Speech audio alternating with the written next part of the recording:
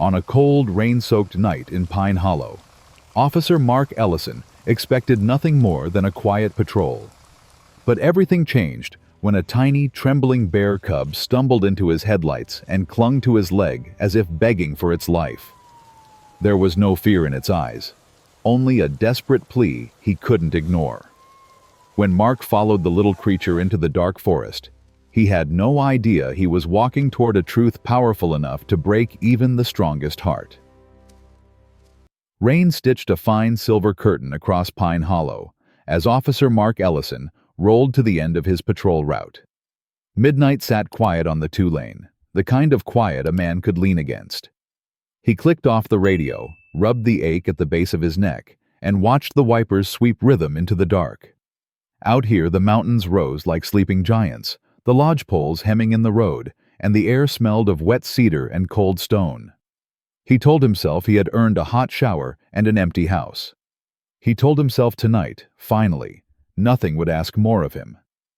Then the headlights found a shape on the asphalt, small, hunched, and trembling.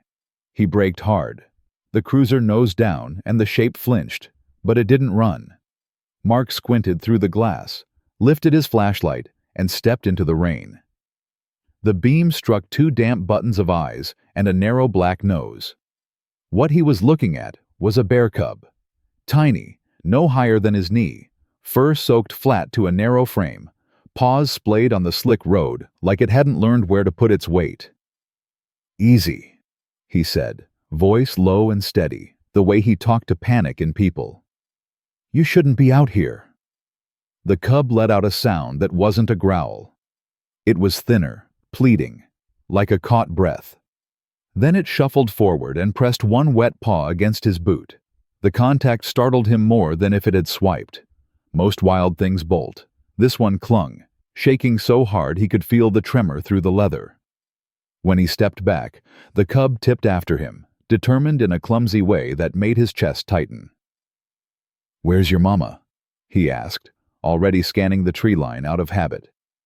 No shadow moved. No heavy form lifted its head. The woods stared back, dark and still. Headlights rolled over the bend. Old Henry Meyer's pickup eased alongside, window winding down, the cab glowing a tired amber around the brim of Henry's hat. "You seein' this, Mark?" he called, incredulous and hushed at once. "Little fella's half drowned." "Get on home, Henry," Mark said, reflex taking the lead. "I'll call it in." Henry didn't drive off. He leaned across the bench seat and lowered his voice. "You be careful.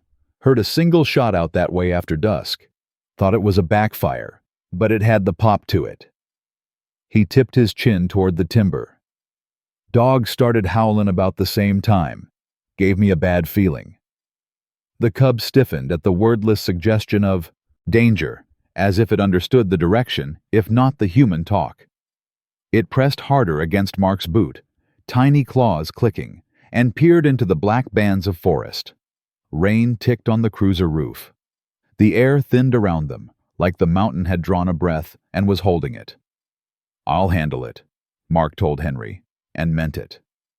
The old man nodded, lifted a hand, and the pickup drifted away, taillights shrinking to two red pinpricks swallowed by the rain. Alone again, Mark clicked his radio, his thumb hovering. He had protocols for wildlife calls. Contact fish and game. Keep distance. Keep sight. Wait. He also had the knowledge that waiting sometimes cost more than it saved. The cub made the decision for him. It backed up 3 shuffling steps, looked up at him with a pleading tilt of the head, then turned and waddled toward the shoulder. At the edge of the gravel it stopped, glanced back, and whimpered. "Come." "Hold on," Mark murmured. "Let me think." But thinking wasn't what this moment asked for. It asked for trust, the strange, unreasonable kind you sometimes place in a stranger at the worst possible hour. He popped the trunk for a small med kit and a rescue blanket, slung a second flashlight by its strap, and pulled the cruiser onto the shoulder with the flashers dead. He left the driver's door unlocked out of habit he couldn't quite name. Rain slid down his collar. The cold found the scar along his forearm that taught him once, years back, that not every rescue goes the way you plan.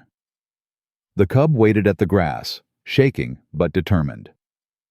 When Mark stepped onto the wet weeds, it scurried a few feet into the ditch and scrambled up the other side with the awkward urgency of something too young for the world it had inherited. Every 4 paces, it stopped and checked that he followed. Every time he paused, it let out that thin, breaking cry. He trained his light across the forest's fringe. Beyond the cattails, the ground rose fast, cluttered with windfall and slick rock. The pines crowded close, knitting their dark crowns together.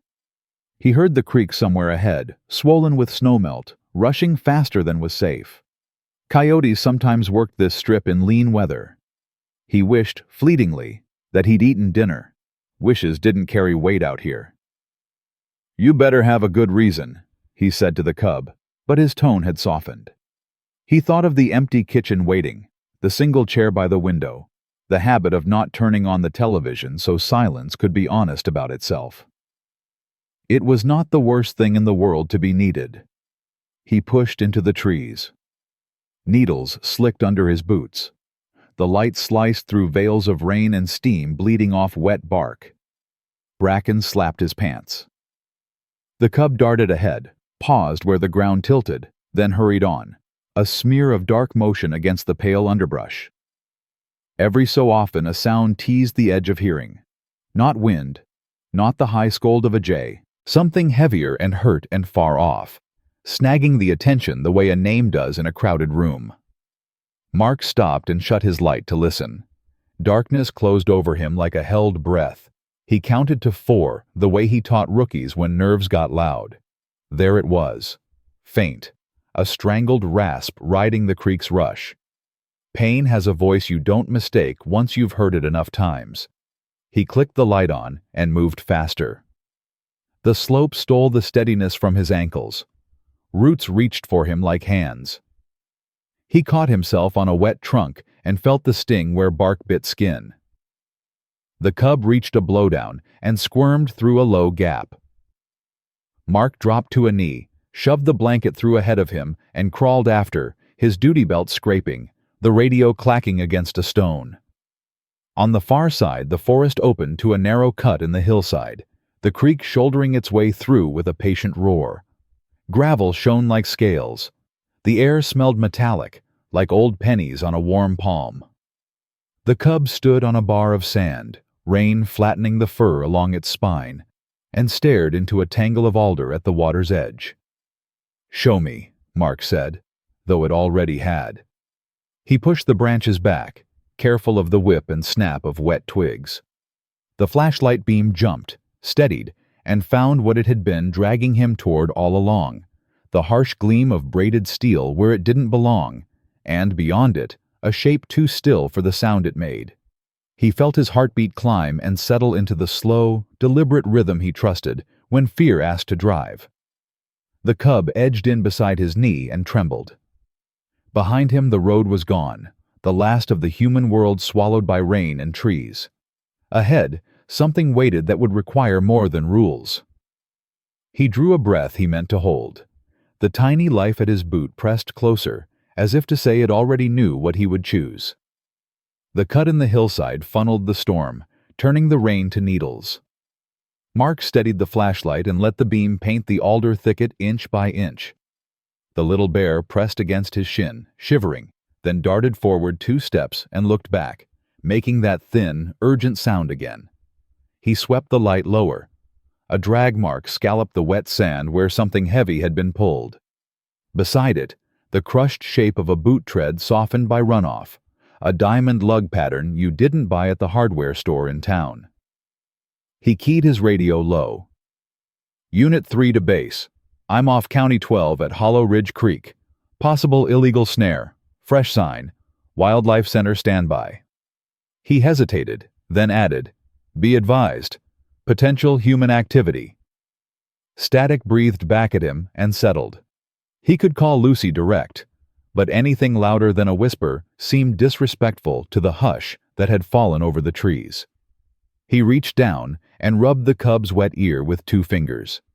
It leaned into the touch, then slipped along the sandbar toward a narrow trail braided through vine maple and Devil's Club.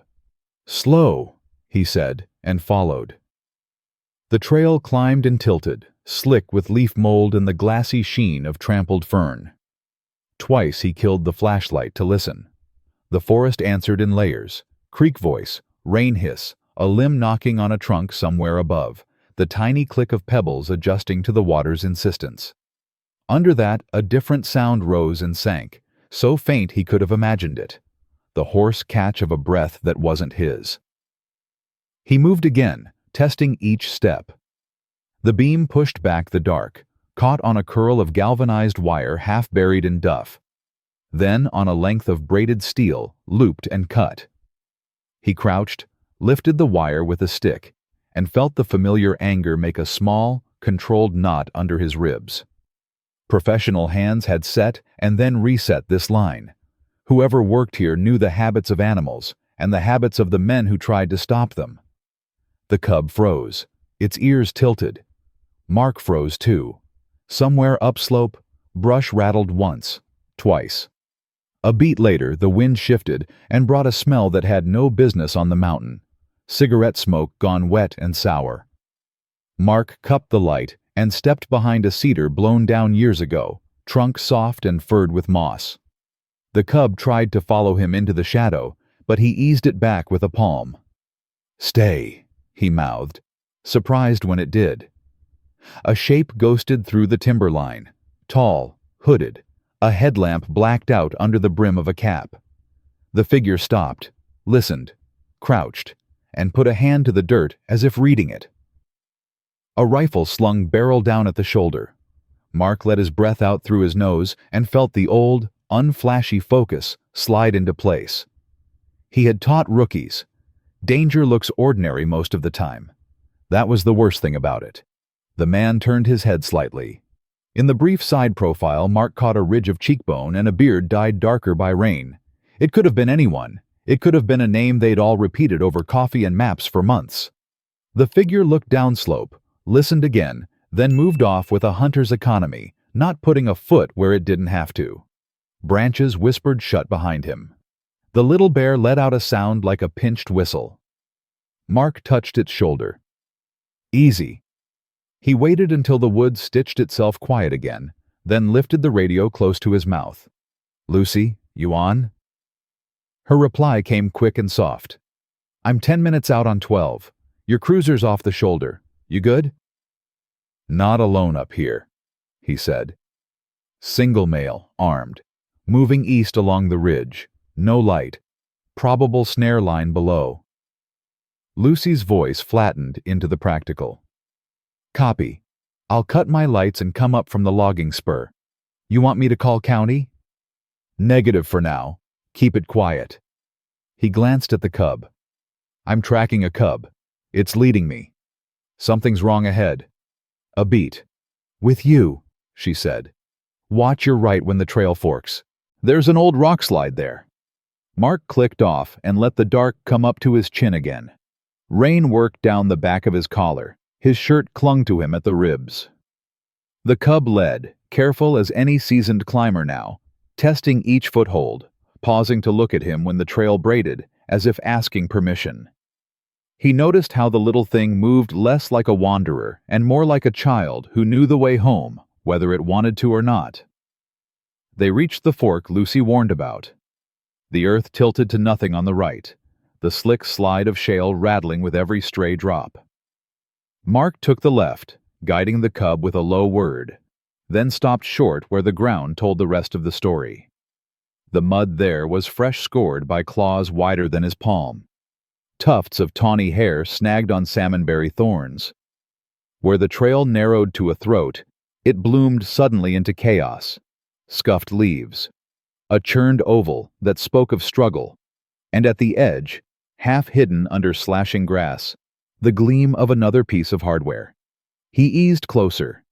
A cable anchor had been driven into the earth with a maul. The loop lay open, sprung back, the kinked braid dark with rainwater and something darker. Mark touched the cable with the back of his knuckles, more ritual than need. The metal was cold, and so was the understanding that came with it. Not a beginner's set. A set placed to take a creature at shoulder height as it funneled off the ridge toward the creek. Someone had stood right where he stood and arranged hurt with patience. He pictured the tall man kneeling, pressing soil into his glove to hide his scent. He pictured the moment that loop snapped tight. He pictured the cub seeing it, hearing it, and giving the only alarm it had. A cry, and then another, and then the stubborn bravery to fling itself at the first human it could find. The forest went quiet in that peculiar way it has when it chooses sides. Mark felt the choice find him, simple as a coin catching light. He swept the beam forward. The trail pinched again between two cedar stumps and then dropped into a pocket of shadow. The faint breath he had been chasing came again, longer this time, ending in a ragged underwater rattle that made his throat ache in sympathy. Behind him, down somewhere in the wet labyrinth, a twig popped. He didn't look back. If the hunter was circling, the clock had only gained hands. "Come on," he whispered, and the cub answered with a sound he had already learned to understand. He slid sideways through the narrow place, keeping his shoulders low so the belt wouldn't snag, and felt the ground give under his heel, slick as soap. He caught himself, steadied, and ducked under a limb furred with lichen. The pocket opened like a small room without a roof. Ferns bowed under the rain. In the middle of that green, among prints mashed deep as cups, the beam found the thing the woods didn't want to say out loud. He swallowed once to clear the dryness from his mouth and put the light where it had to go. The cub moved past his boot and made a sound so soft and crushed, it wasn't anything like an animal noise at all. The beam steadied, though Mark's hand did not. Curled in the soaked ferns lay the shape he'd feared and hoped not to find. A grown sow, her coat matted with mud and rain, her breaths thin enough to count the space between them. A steel snare cinched tight around her upper shoulder, digging deep into the muscle, the cable lead twisted around a cedar stump like a cruel tether. The ground around her told the rest, a struggle that had gone on too long, paw marks gouged deep, the earth churned to dark slurry. She had fought until fighting stopped being possible. The cub slipped forward and pressed its small body against her cheek, letting out a cry that went straight through him. The sow opened her eyes at the touch, amber dulled to a faint glimmer, but there was recognition in them, and something beyond that, something he had seen in people in their last hours, a plea that didn't need language. The next breath shuddered through her ribs. She tried to lift her head, failed, and let it settle back into the wet fronds. "I'm here," he murmured, though she didn't know him. "I've got you." He knelt beside her and studied the snare. The loop had constricted nearly to the bone, the anchor driven into the earth with a mallet heavier than most folks kept at home. This wasn't done by amateurs, and the way the cable had been reset, it told a story of someone who'd come back, adjusted it, checked it. Someone confident enough to work close to a creek where tracks vanished fast. He glanced at the cub's trembling flank. Had it watched? Had it been here for all of it? He pulled his radio. "Lucy, I found her." Static crackled, then Lucy's whisper. "Alive?" "For now." He paused. "It's a sow. Bad snare. Real bad. I need bolt cutters or a canine snare kit." "On it," Lucy said. 2 minutes out on the spur. I'll come in from your west." "Copy. Watch for company. He's still around. Won't blink twice." He clipped the radio back and let the moment breathe. Rain pattered on the broad leaves above, the creek swelling in its stone bed beyond. The sow's breaths rasped, each one a painful accounting of minutes she didn't have. He placed his palm on the cold, mud-plastered fur near her shoulder and felt the tremor run underneath. Her skin twitched at the contact. Fear, pain, trust, or all three. The cub edged in front of him and pawed at the cable, an instinctive, useless motion that broke his heart more than the wound itself. "Easy, little one," he said. "Let me help her." He reached for his multi-tool and slid the small blade under the outer strands where the cable hadn't yet fully buried itself. The steel bit at his knuckles. Every tug made the sow moan, low and guttural, the kind of sound that stayed with a man long after the rain moved on. He adjusted angles, tried to wedge the blade deeper, but the tension was immense. The trap had been sprung and tightened beyond bare strength. The brush rustled behind him. He spun, flashlight up, free hand near the holster. Lucy slipped through the cedar trunks, her rain jacket darkened, her breath visible in short bursts. "There," she said, kneeling opposite him and opening her pack. "Cable cutter, heavy duty." She handed him the tool, a forged steel set that could bite through rebar. He positioned it at the loop's thickest point, but the angle fought him. "Hold her steady," he said. Lucy braced the sow's head, murmuring something soft. The cub pressed against her sleeve, then against Mark's boot. He tightened the cutter. The cable resisted, groaned like something alive. He put his weight into it, shoulders burning, boots slipping in the mud. The jaws closed one grudging inch at a time. "Come on," he muttered through clenched teeth. The steel surrendered with a sharp metallic crack. The loop sprang wide, recoiling with enough force to take his knuckles across the bark of the stump. Pain lit up his hand, but the sound that followed stole the sting from everything. The sow drawing a deeper breath than she'd managed in what must have been hours. It was ragged, wet, and thin, but it was breath. The cub squealed and nuzzled her chest. The sow, freed now, rolled slightly to one side with Lucy's help. The wound beneath the snare leaked a mix of rainwater and blood. The fur peeled back in a welt that tightened Mark's stomach. He tore open a field dressing from his kit, but the rain made a mockery of everything. The water sheeted down his arms, washing away antiseptic before it could cling. "We have to move her," Lucy said, voice breaking at the edges. "She'll drown in her own blood if she stays like this." "She's in shock," Mark answered. He slid his arms under the sow's torso. The heat from her body surprised him. For something so close to the edge, life still burned in her. "But if we leave her, she won't see 10 more minutes." Lucy scanned the dark. "The hunter?" "Went east. Might be circling back." The sow whimpered as he lifted her. The weight nearly buckled him, not because she was heavy, she was lighter than she should have been, but because she was limp with exhaustion. He steadied his footing, rain sliding into his eyes, mud pulling at his boots. Lucy kept a hand under the sow's head.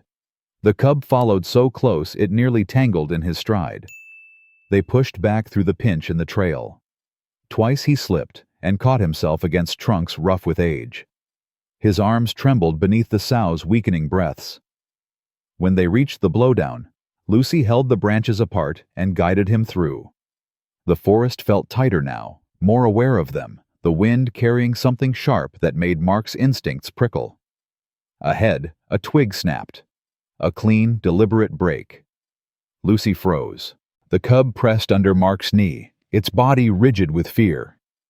Mark turned his head just enough to hear the woods breathe. Rain hid the soft things, but not the heavy ones. Whoever was out there had stopped hiding. "In the hollow," Lucy whispered. "We can't stay exposed." "And we can't outrun him," Mark said. The sow let out a low, drowning groan. The sound made the decision for them. Forward, no matter the cost. He adjusted her weight, felt the cords in his neck strain. Lucy moved beside him, hand near her utility knife. The cub trotted at their heels, a brave little sentinel who didn't know fear was supposed to stop it. They reached a stand of young firs where the ground leveled, and for a moment the forest gave them silence. Unearned, but welcomed. The sow's breathing faltered, then steadied in a thin pattern that barely displaced her ribs. Mark shifted her in his arms and felt the wet heat of her blood through his sleeve. "We're losing her," Lucy whispered. "Not yet," he said, though his voice wavered. And then, faint beneath the storm-steady hymn, A new sound emerged. The distant wail of a siren from the Wildlife Center's field truck, moving toward the trailhead. It was too far to save her as she was, but it was a direction, a promise, a place to carry her to. "I'll take point," Lucy said. "Stay tight." Mark nodded, more grateful than pride allowed him to show. The cub raised its head at the siren's voice and let out a trembling cry, as if calling for its mother to hold on just a little longer. He tightened his grip on the sow, felt her heart flutter like a trapped bird, and stepped toward the faint, fragile chance of daylight. The rain eased as they broke through the firs, softening from needles to mist, but the world felt colder with every step Mark took. The sow's breathing rattled against his chest, each rise weaker than the last. Lucy pushed ahead, clearing branches, her flashlight sweeping the dark in quick arcs. The cub kept pace beside Mark's boots, its tiny legs working double time, its breath coming in frightened bursts that matched his own. Somewhere down the slope the siren wailed again, closer now, echoing against the canyon walls like a promise they weren't sure they could keep. "Almost there," Lucy breathed, though she knew Mark couldn't answer without losing what little air he had left. His arms trembled under the sow's limp weight. Mud clung to his knees, streaking up the thighs of his uniform, where he had dropped and risen too many times to count. His vision tunneled, his heartbeat a steady drum in his ears. Yet he kept moving. He had carried people like this before, broken, bleeding, fading in his arms, but never something that looked at him the way this animal had when he freed the snare. It wasn't fear he had seen. It was surrender. Surrender and hope mixed together into something that cut deeper than any wound. They reached the lower trail where the ground firmed beneath their feet. Headlights flickered between the trees, blinking through the trunks like scattered stars. The Wildlife Center's truck barreled through the narrow turn, mud kicking up from its tires, its red beacon painting the rain in streaks of crimson. The truck skidded to a halt. A pair of rescuers jumped out, Dr. Aaron Reeves and tech specialist Mia Collins, both faces tight with urgency, hands already reaching for the stretcher. "Lay her down here," Dr. Reeves said, kneeling. His voice, usually calm and thoughtful during routine calls, carried an edge that told Mark he understood exactly how little time they had. Mark lowered the sow gently onto the canvas. The moment he released her, his arms buckled. Lucy grabbed his elbow, steadying him. The cub scrambled onto the stretcher, trying to curl itself against its mother's neck, but Mia lifted it with gentle firmness and tucked it against Mark's chest. "No," Mia whispered, soft but purposeful. "They need space. Hold on to this little one for now." The cub pushed its head under Mark's chin, whimpering, its body trembling like a leaf against his heartbeat. Mark wrapped an arm around it without thinking, his hand spanning nearly its entire back. The warmth of that tiny creature, its fear, its trust, hit him with such force that for a moment he forgot the cold and the mud and the man with the rifle somewhere in the hills. All he could feel was the cub's desperate need not to be alone. Dr. Reeves and Mia worked at the sow's wounds with swift coordination. They packed gauze around the cut where the snare had sliced the shoulder nearly to the bone. They checked her pupils, her pulse, her temperature. Each metric made their expressions sink lower. "She's in severe shock," Dr. Reeves said quietly to Lucy. "Pulse is thready. She's lost too much blood. We have minutes, not hours." Lucy nodded, jaw tight. "Let's get her loaded." They lifted the stretcher into the back of the truck. Mark climbed in with the cub still pressed against him.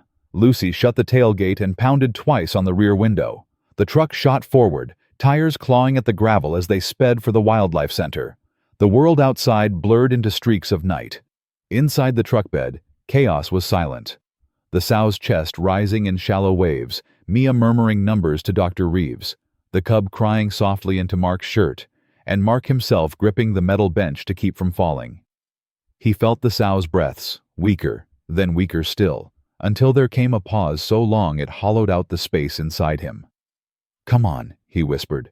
"Don't stop now." The sow exhaled once more, a thin, broken sound. and nothing followed. Mia flinched. Dr. Reeves froze, hands hovering over the sow's ribs. The truck kept moving, but time did not. The cub screamed. It was a sound torn from the earth itself, sharp enough to shatter something inside Mark's chest. He pulled the little creature close as Dr. Reeves began chest compressions. Mia reached for a portable oxygen mask, her hands shaking. The truck veered slightly as the driver, hearing the cry, pressed harder on the accelerator. "Come on," Dr. Reeves muttered, breathless. "Don't you quit. Not after this." The sow's body jerked once beneath his hands. Then again. A faint, rasping breath shuddered through her lungs. "She's back," Mia whispered, disbelief breaking into relief. "Aaron, she's breathing." Lucy pounded on the wall of the cab, shouting for the driver to go faster. Mark closed his eyes and let out the breath he hadn't realized he was holding. The cub sagged against him, exhausted, its cries falling into quiet hiccups. He stroked the back of its neck, murmuring nonsense, a thread of comfort in a world too big for the small life clinging to him.